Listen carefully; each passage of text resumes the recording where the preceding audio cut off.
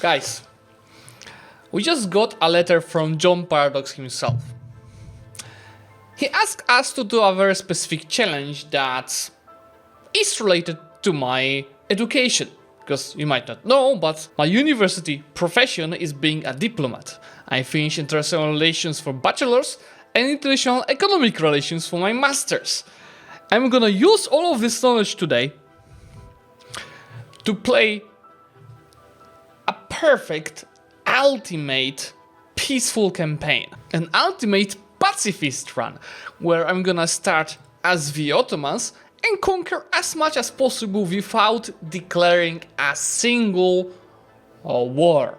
I'm gonna use perfect game mechanics for that. How much we'll get? Maybe a bunch of Middle East provinces, maybe a bunch of Europe.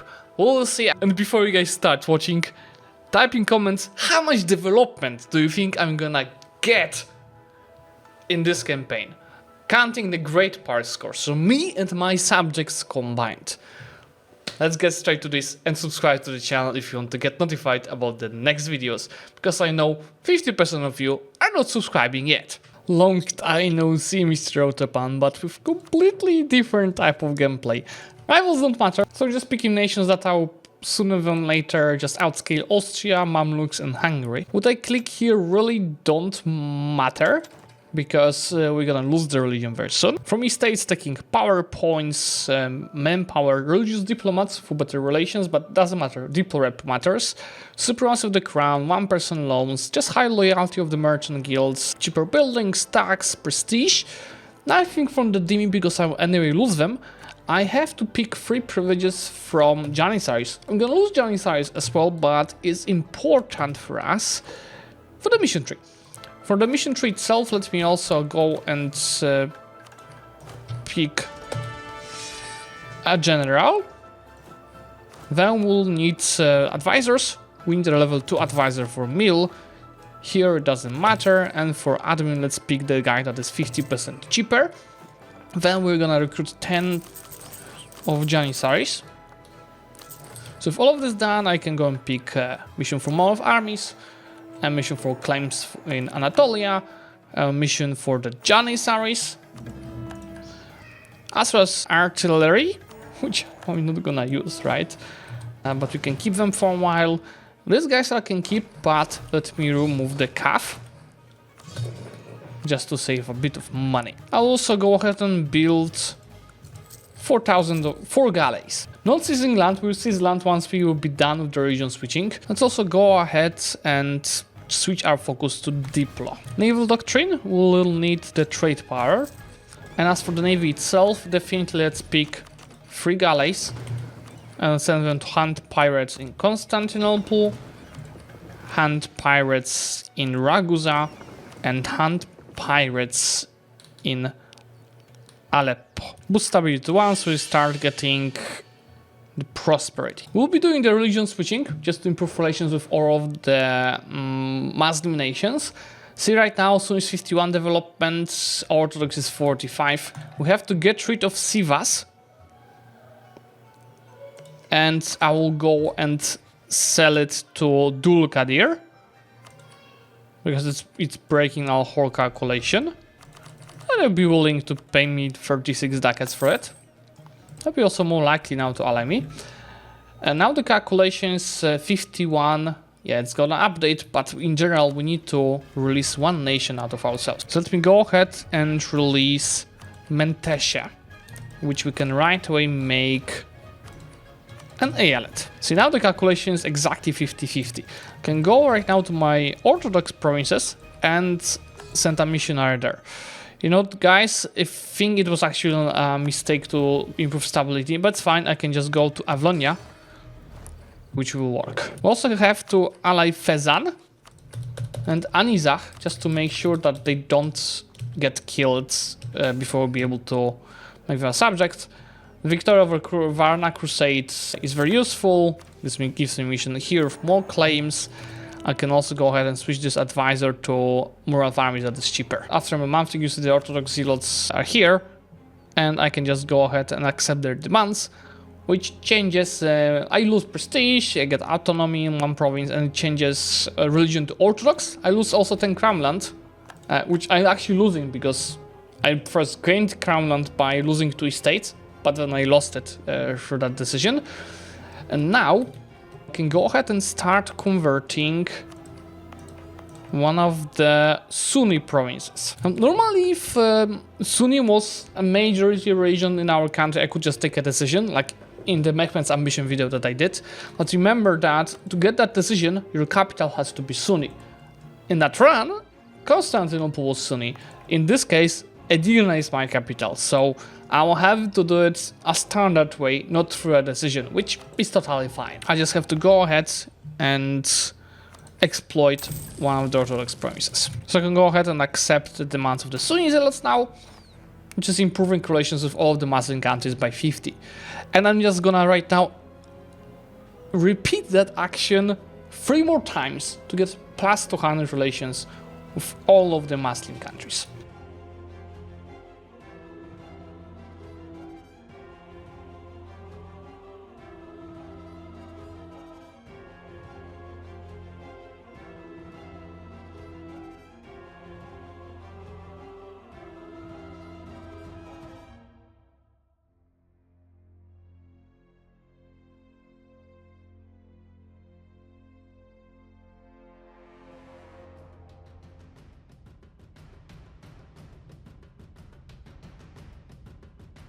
So now, this is what I was looking for. Just take a look at our opinion swap mode. All of the Muslims love me. They love me. I can just choose my scholar. And I think I'll actually go for the double death cost. Although it doesn't really matter. I'll go for double death cost because I can go to Ulema. I can pick a primary residence of a scholar, which is gonna be development cost.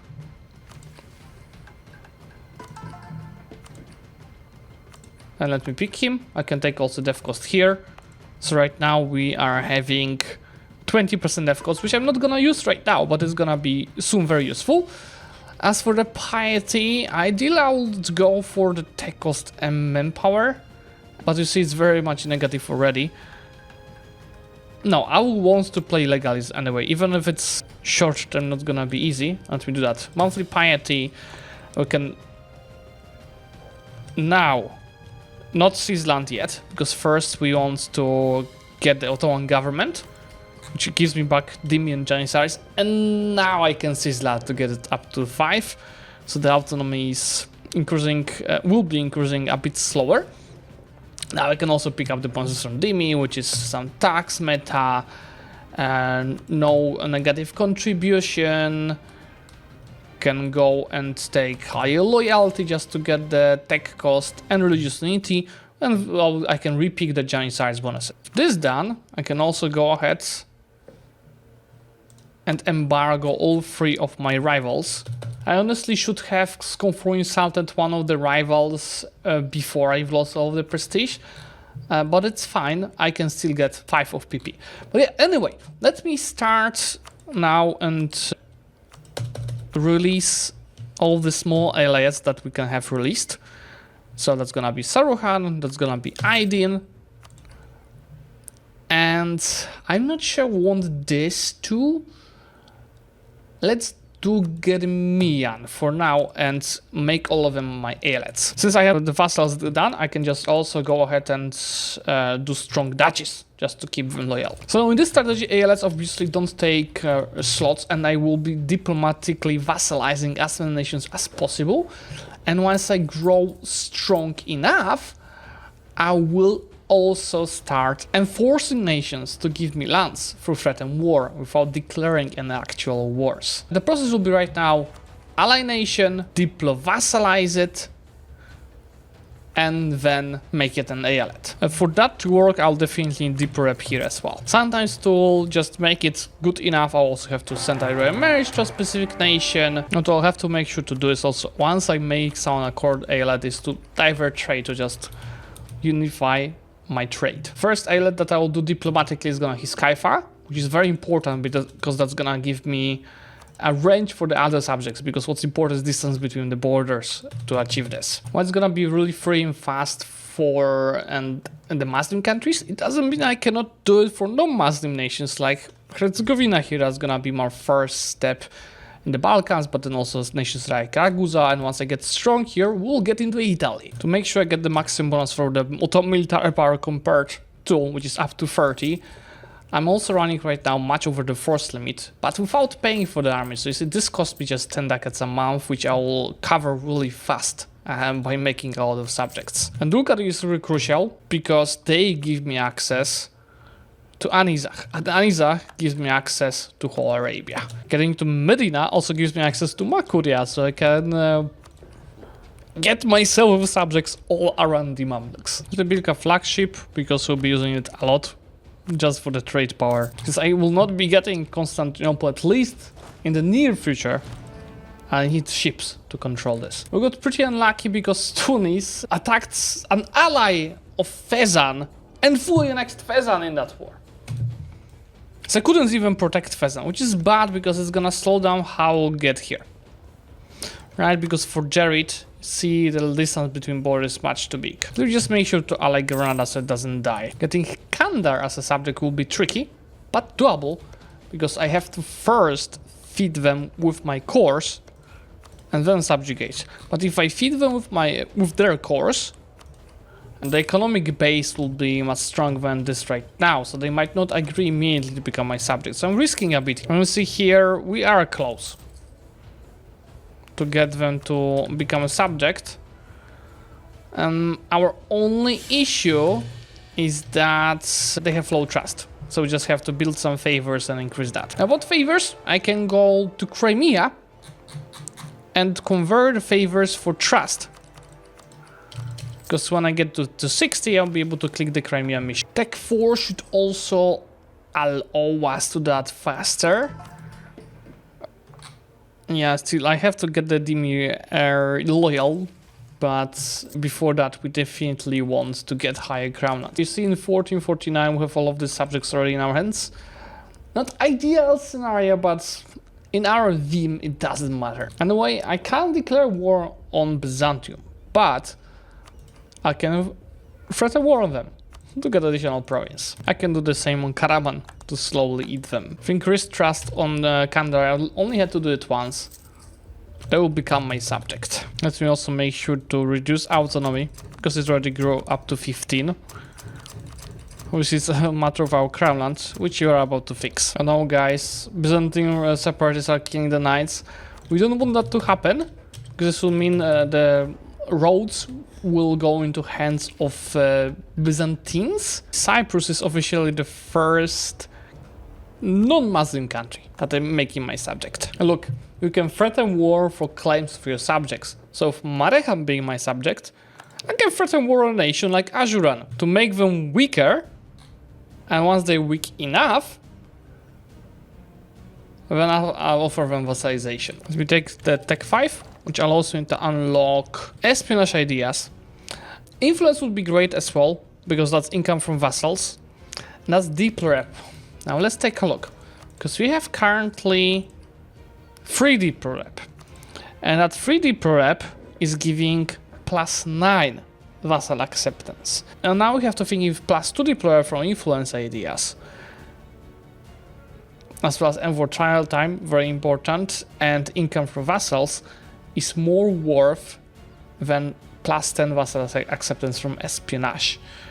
Both are really useful. I will actually go for influence, because that income from vassals is massive. Tier 2 guarantee form is Devshire system, which gives me manpower, but also 3 government buttons for vassal manpower contribution, 109,000 already, Diplo advisor cost, and co-creation cost. We are a bit unlucky here because besides Tunis, triumphing, right?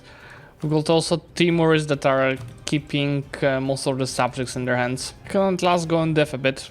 The dev cost in the capital is pretty nice. Let me get it to 30 development for the age bonus. He has finally purchased breaking, and Khorasan and Sistan will be great candidates to be our subjects as soon as they deal with the Timurids. See, for Byzantium, they're dying by themselves. They've lost all the strength already. Athens lost Athens, but they got Epirus provinces, and they will be my next subject very easily. I was strong enough to even threaten war on nations like QQ. And here it is the moment. I can start getting into Italy, since these nations are not in the HRU. Let me just start improving relations first, which is gonna get even easier with more diplomatic reputation. So let me take a look. Yeah, that list is becoming bigger and bigger. Here's the Persian push I was telling you about. All these nations that were released out of the Timurids will be my subjects now. I got to conquer the Beyliks with 113 war on Karaman, which gives me perma-cleanse on Anatolia region and more admin mana, which I'll need for the next idea group. Oh, popular noble. I think that's a pulse event, which will definitely help subjugating for more nations that are on edge. I could vassalize Karaman, but I hold their core, so they're not so likely to do that. But what I can do is to release Eretna in these lands and feed it with 2 cores of Karaman that I'm holding, and now I have not a single core in my hands. So as soon as I ally them in improve relations, that will be my next subject. Tier 3 guarantee form is super useful because that's provision guarantee system, which is the most importantly income from vassals. So now instead of 60 ducats a month, I'm earning 100 ducats a month from them. We take Tech 7, which unlocks me the second idea group. We just go for humanist, which gives me diplomatic reputation. You know, even if a specific nation is too big for us to vassalize them right now, doesn't mean I cannot threaten war with them for provinces of all my subjects until they will be small enough for me to be able to annex them. Just 32 years checking, guys. This is our players map bond. We are in a really good way for our goals. To strengthen our total income, I'll start building temples, because the income from vassals only depends on the tax income from the nations. So simply building this up will increase it a lot. But how about we make sure to click this to make it cheaper. I finally got Crimea as my march. But I don't want them to be my march. I'm gonna make them my elet. While humanists might seem useless, improved relations is gonna be very helpful. First of all, often we'll have to improve relations with a specific nation, right? But more importantly, through threat and war, we are getting AE, so we needed to drop faster. Big part of our strategy will be annexing some of these subjects, especially ones in Europe. And that's why I'm gonna start annexing Granada, because we want their monument. Admin efficiency, but most importantly for more income from vassals and more diplomatic reputation. Let's take a look. I can spend all of my manpower on that Alhambra, plus some money. And now diplomatic reputation is already at 7. And I'm gonna start annexing Mazandaran in a second, because there's another great project in Tehran for +2 diplomatic reputation. Oh boy, guys.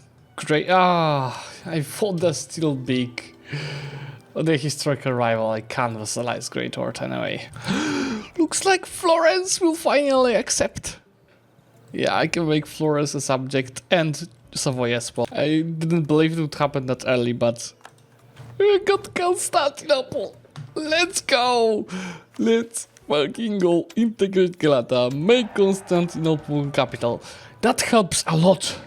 Because nations with higher empire rank were getting Malases to become my subject. Now that an empire, they will not. City of the World's Desire obviously is a lot of death and bonuses to Constantinople. I can also reign in Greece for the claims in the Balkans region. I can take Tech 10 in 1505, thanks to various tech cost modifiers we are having, which allows me to unlock third idea group. That is gonna be espionage for the vassalization acceptance. To get that monument improved, I only have to accept the Persian culture, which you can do right away. Let's improve it to level 1. Let's improve it to level 2. And so improve it to level 3. My deep rep is already 8. With Age of Discovery ending soon, let me just go and grab a golden era soon. Looks like there's a province missing Renaissance here. Yeah, so now an idea is costing me just 270 points. 1510, we are already in Indonesia without declaring a single war. Ah, Suleiman the Magnificent. Hello there. Another monument that you'll want to get is in Pegu for yet another diplomatic reputation. And I need a coring range for it, I think. That's why I'm annexing Musasia. There goes the last espionage idea, which also gives me the national force limit, 240. Policy that doesn't matter, although support efficiency might be something I should try. Let's take a look. If I wanted to annex these guys, they would accept. I can accept nation-sized Milan. How about Pope? The Papa state is Pope, yeah. Okay, Pope will not work. Oh, whoa, guys, look at this. I can diplomatically vassalize Teutonic Order. This is just perfect. With Teutonic Order being our subject, I can also subjugate both Riga and Gotland, and Living Order as well, 3 of these guys. The expansion of the royal bureaucracy. For the cost of 2 stability, I'm gonna get reform progress and national tax modifier, but more importantly, tech cost and idea cost. This is just beautiful. Annexation with Pegu, and also we just revealed the map of Asia. I'm really wondering if I will be able to get to Japan at one point. For now I'm going after Champa, but with Pegu annexed, we're getting to a really crucial point of this campaign. We take just plenty of loans. This is because with this monument, all level 3, I actually just needed it on level 1 because I only need diplomatic reputation, but let me improve it to level 2 anyway. With this monument level 1, I can get my first nation, my first eyalet in HRE. And you know what that means? Once I get one nation, I can get most of them. Look, even nations size of Mecklenburg, I will be able to make them my subject. It will be harder. I mean, yeah, Hamburg could be also doable, totally. It's time to get Suleiman on the throne, boys. I will just have to make sure to spend middle points to get legitimacy, because this gives diplomatic reputation. I'm missing literally one reason to get Hamburg as my subject.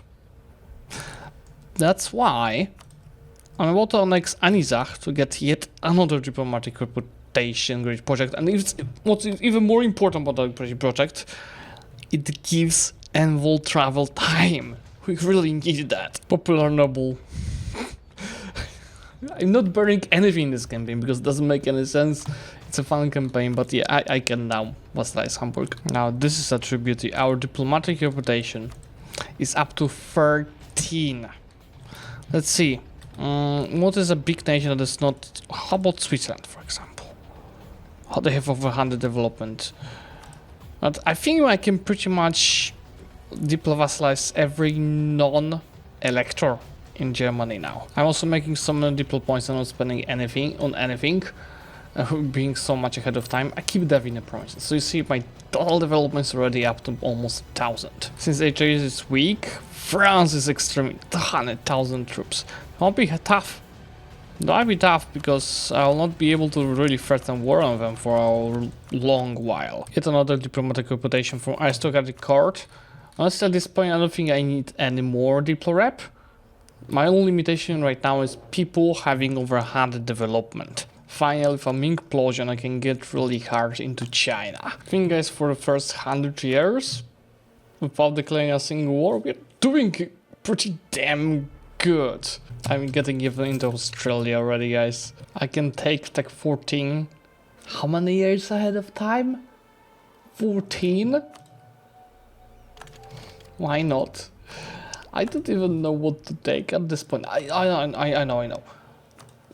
admin ideas for the policy for the diplomatic annexation cost. And since we are so ahead of time in Diplo, should start annexing some subjects around Europe. Guys, I think they love me.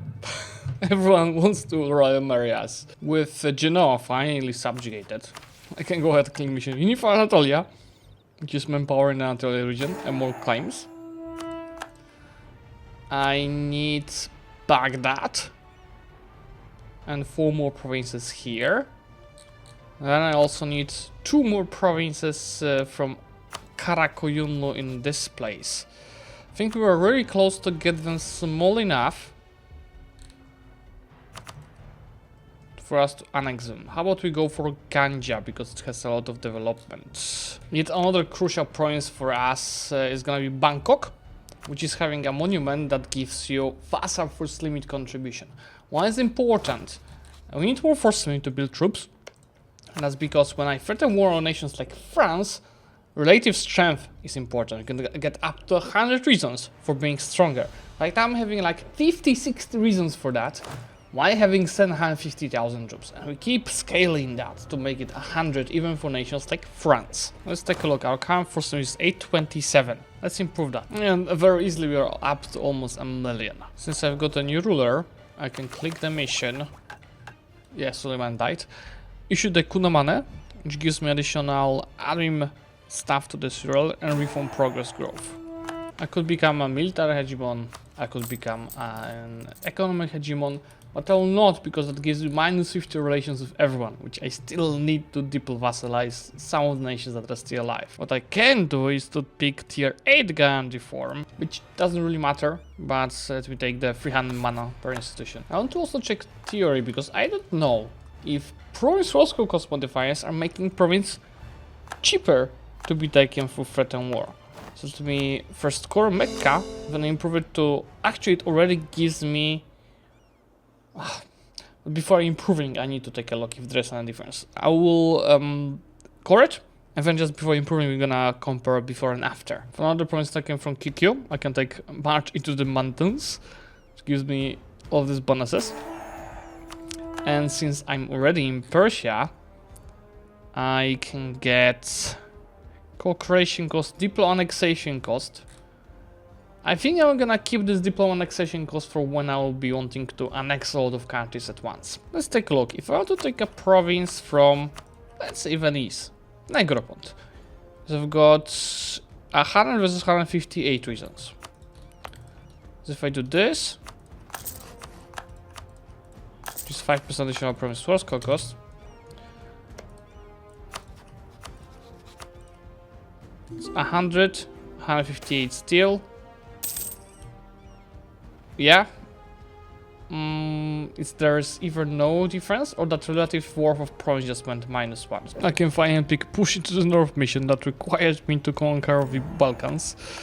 Next step is to get into Hungary and get into Romania.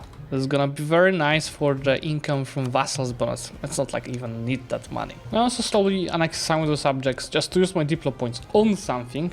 Look, 19 a month. And I will definitely annex Baden. So I should be able to release Bergen here. And remember, it's easier to threaten war on course of your subjects versus just claims. I wonder if admin efficiency is impacting the threaten war ability. Let's see, Trentino is 100 versus 74.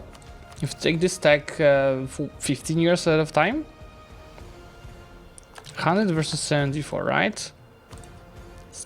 Try again. No, it's not impacting it. But anyway, we can go and get yet another Italian province. We go stack 18. How many years? 15 years ahead of time. Which unlocks me in the 5th idea group. That's gonna be diplomatic for more improved relation bonus, but also diplo rep. And some useful policies like additional diplomat. Diplomat is a big bottleneck for us. You know what? I actually temporarily need exploration ideas to get myself into the new world. Besides threatening war nations like Majapahit, I can also charter companies from them, like Japan. Obviously it costs money, but it's not like I'm lacking it. I don't have much hope, but let's see what can happen if I support rebels, the Russian particulars in Russia. And in France, we do the French particulars. These two should be in a pretty big amount. I'll be also trying to get various separatist types for the other nations that are still pretty big. But yeah, with the amount of the troops, I don't think it's gonna work. Okay, that's not bad. It's like what, 60, 130k troops? That's still half of their army. Update for the last 100 years. First of all, we had an unlucky situation where Russia for like 2 decades was a subject of Hungary, and Hungary paid a big price for this. You see, Poland took out of their provinces. I keep threatening wars with Great Britain, Denmark, Sweden, France, Castile, Morocco and Tunis, but the issue is they dev the hell out of their provinces. Like Morocco with 5 provinces, it's like 200 development. Just take a look at this. Morocco has 221 development in these few provinces. They got them. This is 38, 37, 43 development provinces. It's very hard to make them my subjects, but I'm doing that slowly in all of the regions in the world. So right now my strategy is like pretty much to keep fighting war on Sweden, Denmark, Great Britain, France, Castile, Venice, Poland, Hungary, Russia, Mamluks, Ethiopia, Kitara, Congo, Kilwa, Jaunpur, Vijay, Lanshang, Ayutthaya, Yue, Wu, Aichi, Korea, Japan. Those are the only nations that are still alive that I can threaten war on. Takes time, obviously world conquest is not possible, but I keep increasing the amount of the lands that we are having, and from time to time when I'm hitting the diplo points cap, I'm annexing my subjects. So you see also my amount of lands is increasing, and you see I myself have 6,500 development, my subjects have 22,000 development in their hands already. One issue that I also have is that revolution appeared in Jaunpur, and because of that, keep in mind that I'm getting counter-revolution, which is plus 500. But I can just fix that by getting truce with them, which will happen as soon as I'll be able to threaten war on them again. Okay guys, I think I'm absolutely done. 1820. Look at this. All of these provinces acquired by us peacefully. And in such a peaceful war, there's just so much danger from my eyes. Take a look at this. I've got 25,500 development myself, because I started annexing my subjects in the last few decades. And then on top of that, the subjects that are still alive, they're having another 15,000 development. Which means we have 40,000 dev in our hands. Most of the world, but still a bunch of nations are alive, like Poland, Lithuania, France, Castile, Great Britain, the colonies, Congo, Ethiopia, Kilwa, Jaunpur, Vijay, Yue, Lanshang, Wu, Japan, and a few minors in HRE, Russia obviously. But I think I did pretty good. I didn't even expect to get that much. I wanted to just, do a quick and chill campaign for a cool video, with a peaceful campaign. When it turned out to be much stronger than I expected. And now when I was ending this campaign, I actually did some research. It turns out somebody did a world conquest with very similar strategy. One difference is that person was a bit more effective early on than I was. I think I was a bit unlucky with, for example, Tunis eating pheasant before I could do something. And more importantly, for the last 100 years, he switched to Catholic, formed VT, become a Holy Roman Emperor, so this way he could annex the HRE guys. Plus, as he was Catholic, he could PU the major European nations, which I couldn't do here. That's why they're still alive here. But I think I still did good. If you did enjoy this campaign, make sure to subscribe to this channel. And obviously like this video. Bye!